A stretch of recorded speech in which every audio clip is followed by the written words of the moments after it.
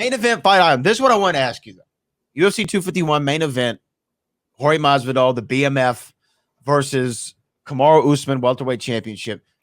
This fight was even in 6 days. Dana White said this fight was trending for like Conor Khabib numbers. I think I read somewhere out there that it might have sold at 1.3 million pay-per-view buys. I ask you, Book, did the main event live up to the hype? Yeah, I think so. I mean, because it was a last-minute deal. You know, like I say, you got Jorge Masvidal coming in on 6 days' notice, having to lose 22 pounds.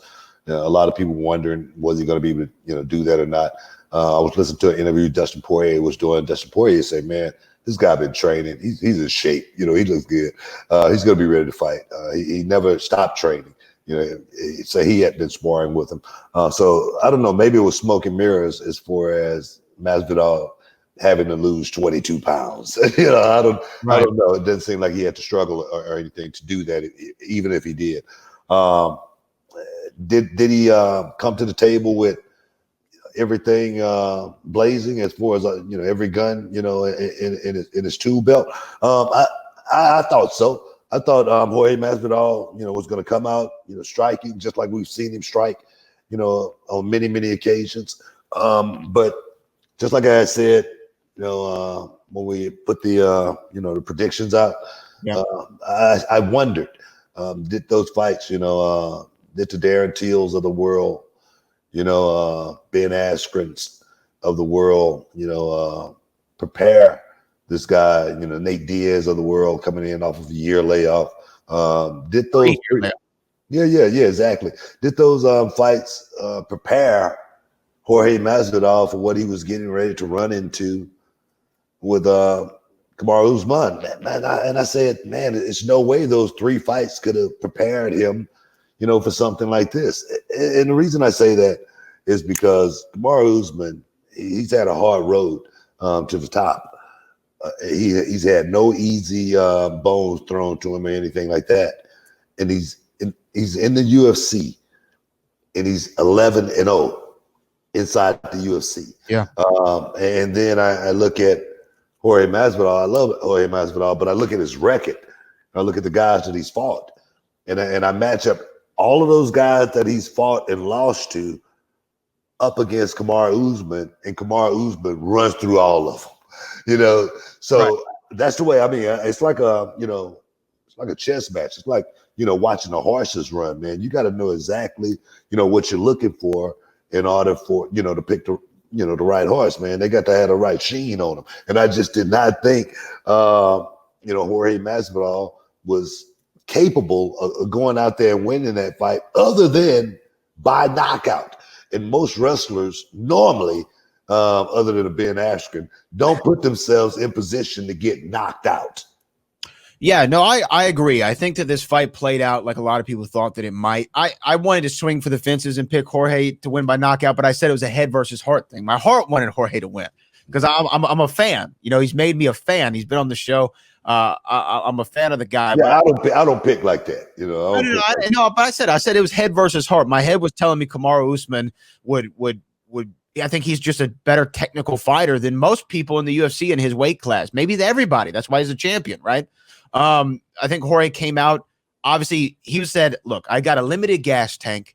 I don't feel as great. Even though he went 25 minutes, he was like, I know I'm going to be fresher up front. Let me try to swing for it as quickly as I can. Jorge probably won that first round, and he landed some good shots. But Kamaru from then on was like, I'm going to pin you up against the cage. You're not going to be able to move your hands.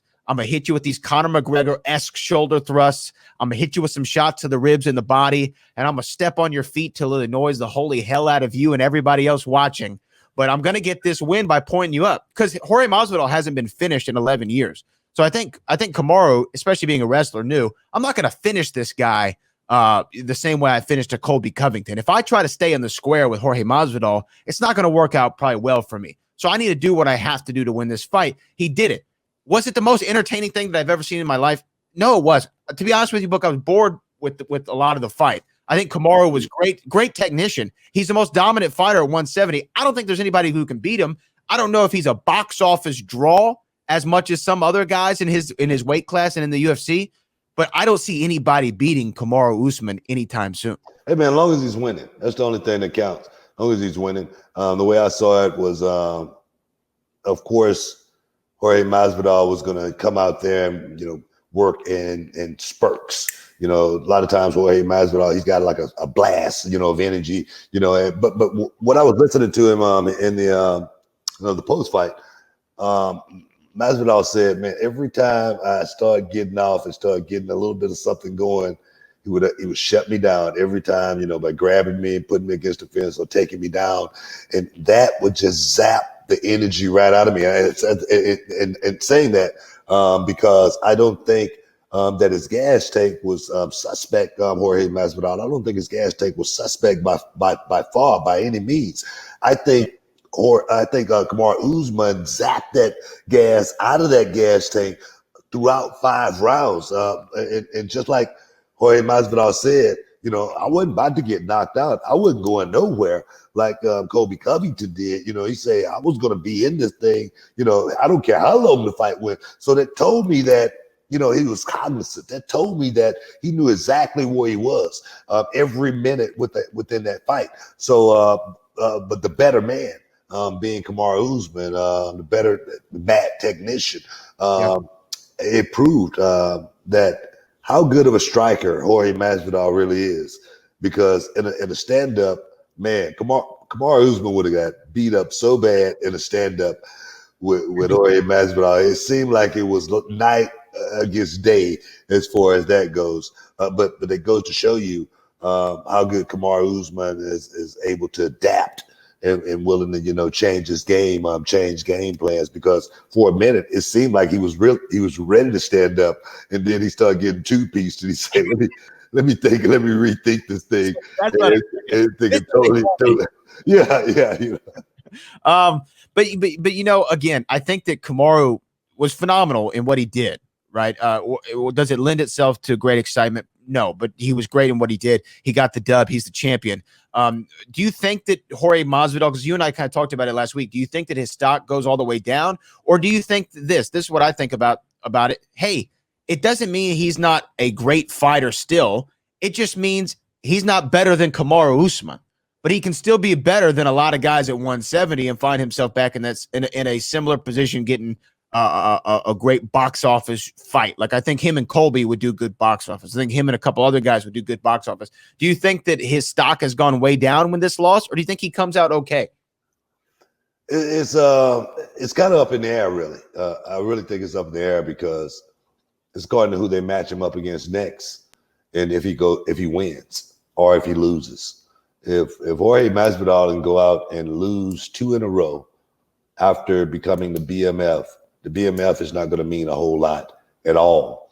The weight that championship has, people are going to look at it like, come on, what I mean? Anybody could have won that, So if Jorge Masvidal don't go out and win his next fight, I really think he could take a huge hit as far as what's next for him. Then again, you wonder, if he just say, for instance, if he lost his next fight, you go, well, what path do Jorge Masvidal have, to the welterweight championship when he can't beat this guy, or if he can't beat that guy?